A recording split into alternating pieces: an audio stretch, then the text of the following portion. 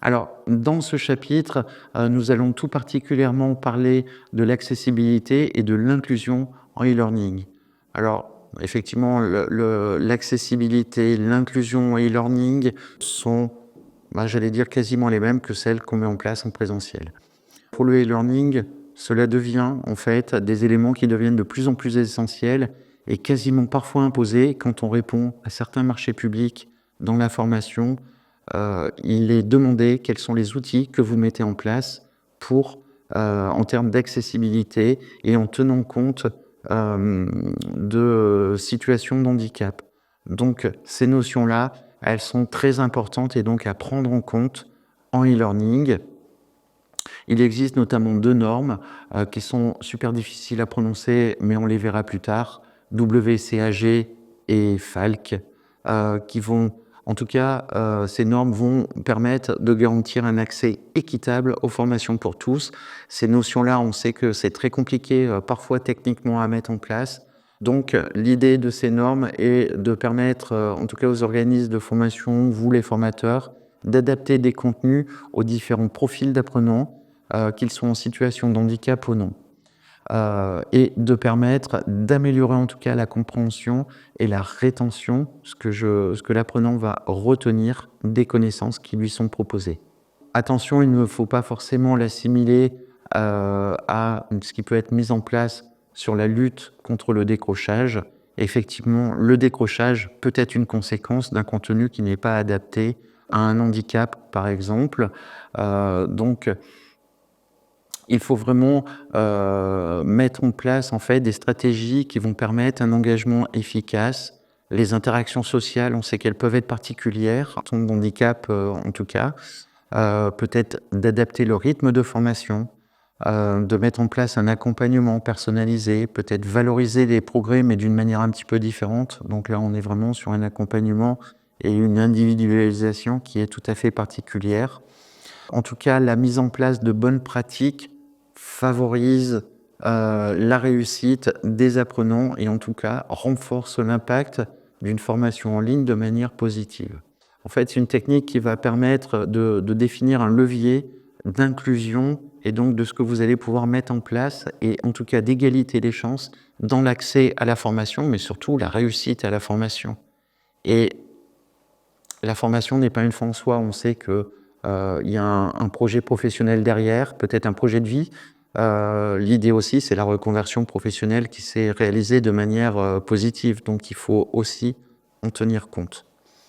Alors, quels sont les principes d'accessibilité au numérique?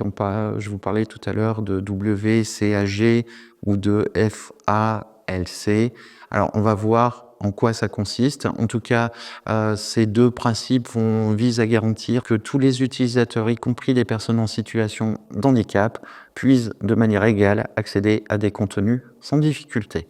Donc ça, c'est un principe qui est important. Alors, il va y avoir tous les Web Content Accessibility Guidelines.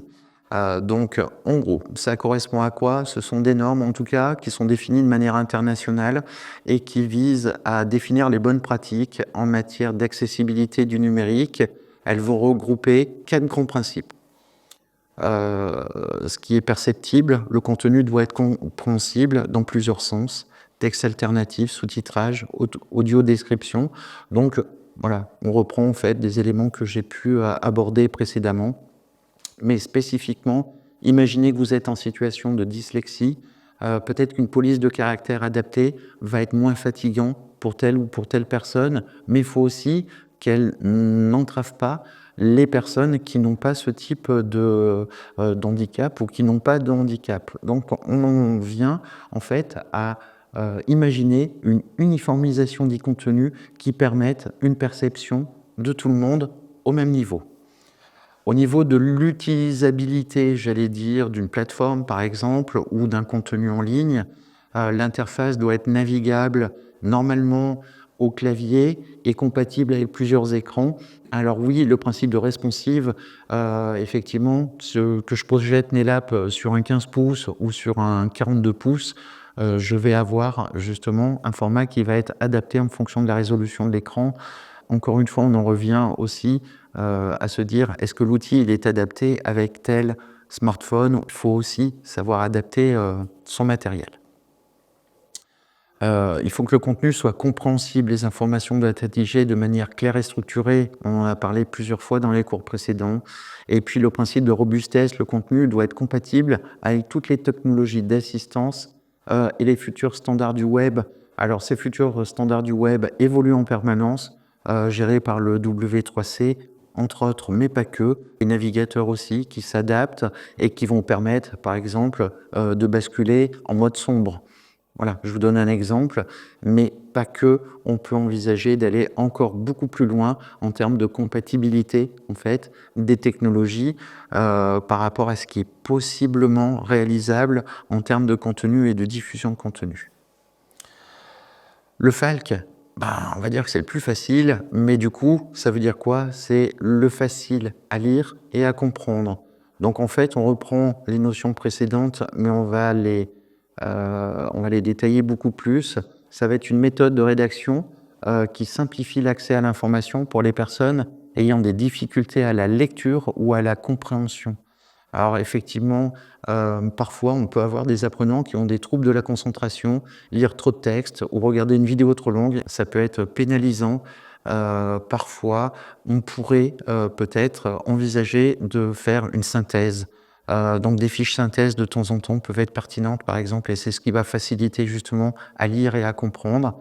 Donc là encore, on va faire des phrases courtes et des phrases simples, des pages qui sont aérées visuellement. Éviter des termes trop techniques par exemple ou trop d'abréviations. S'il y en a, pourquoi ne pas faire un glossaire en fin de cours par exemple, ce qui permet de se remémorer les termes techniques qui ont été faits. Encore une fois, tout est bon pour faciliter l'ancrage, qu'on soit en situation de handicap ou non. L'adaptation des contenus pour des profils d'apprenants. Alors je vous parlais des profils 10 tout à l'heure. Alors c'est pas que la dyslexie, hein, il y a plusieurs formes de 10 et de différents handicaps. Donc l'inclusion e-learning, ça va passer obligatoirement par une prise en compte des besoins spécifiques des apprenants. Ça peut être des troubles cognitifs, visuels, auditifs, moteurs, bref, vous le savez comme moi, l'handicap, il peut être visible ou non visible. Donc, une grande diversité, en fait, d'handicaps qui vont être peut-être des freins à percevoir correctement une formation et en tout cas de la suivre en ligne. Donc, l'adaptation pour les apprenants en termes de 10, alors ça, c'est très intéressant. Ça va être la possibilité d'utiliser des polices de caractères qui sont adaptées comme Open Dyslexic. On l'a testé. On est en train de rechercher quelque chose qui est moins désagréable à lire. En tout cas, ces polices de caractères, en tout cas, favorisent extrêmement bien la compréhension, une compréhension plus rapide et une lecture plus rapide, en tout cas, des contenus textuels pour les 10. Alors, de nombreuses études ont démontré que cela avait des effets très bénéfiques pour justement toutes les personnes qui ont des problèmes de dyslexie, dyspraxie et dyscalculie. Encore une fois, les technologies, les polices de caractère, les outils sont en pleine évolution parce qu'il y a de nombreux tests qui sont réalisés. Une mise en page aérée, encore une fois, le dyslexique, il a besoin, voilà, si c'est trop mastoc, il va prendre peur, il va appréhender les contenus de manière négative. En général, ils ont plus de facilité avec des contenus audio et vidéo, donc ça peut être, voilà, cette méthode de diversification de contenus d'apprentissage sont très bien. Cela peut être aussi la mise en place d'une lecture synchronisée, c'est-à-dire que on va coupler la lecture avec un document audio, ce qui va lui permettre de lire en même temps qu'il écoute le texte qui a été préenregistré. Donc ça, c'est quelque chose qui peut être tout à fait favorisant.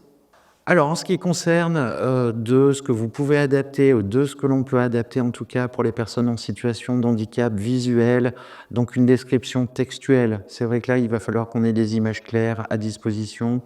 Les documents ou les plateformes, alors ça c'est en cours de développement, mais effectivement pour qu'elles soient compatibles avec des lecteurs particuliers d'écran qui sont mis à disposition. Donc là, on est sur de la technologie qui est mise à disposition aux personnes en situation de handicap visuel.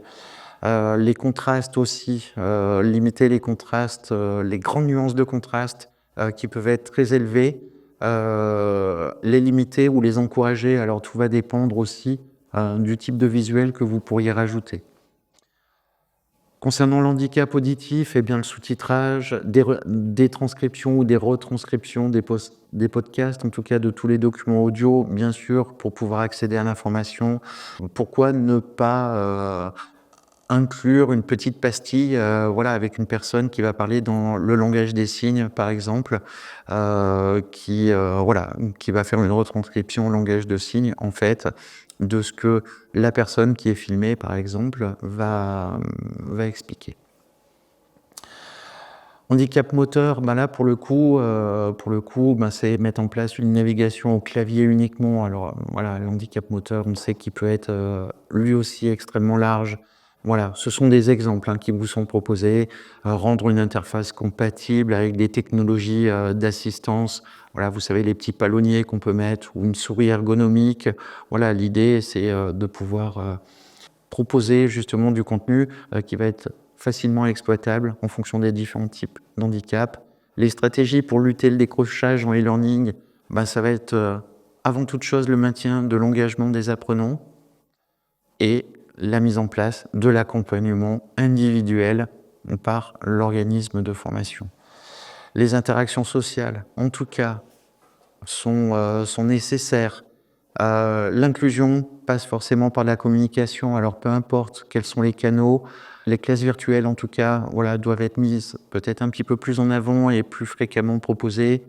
Les forums, les groupes de discussion, c'est important, ça permet de lever des difficultés et d'encourager un apprentissage collaboratif. Les travaux en groupe, notamment, peuvent être favorisants. L'adaptation du rythme d'apprentissage, ça c'est important. On peut être sur des parcours où un parcours peut être proposé initialement en 6 mois, par exemple. Par contre, en fonction de l'handicap, on va peut-être proposer un parcours de formation qui va se faire en 10 ou en 12 mois, parce qu'on sait pertinemment que la personne va passer plus de temps, en tout cas, pour acquérir les compétences. Donc là aussi, on a une marge de manœuvre qui permet d'adapter ce rythme. En situation de handicap, la valorisation des progrès des apprenants. Donc là, on en revient exactement aux mêmes éléments qu'on a pu voir au niveau des évaluations. Il peut être intéressant de proposer des études de cas en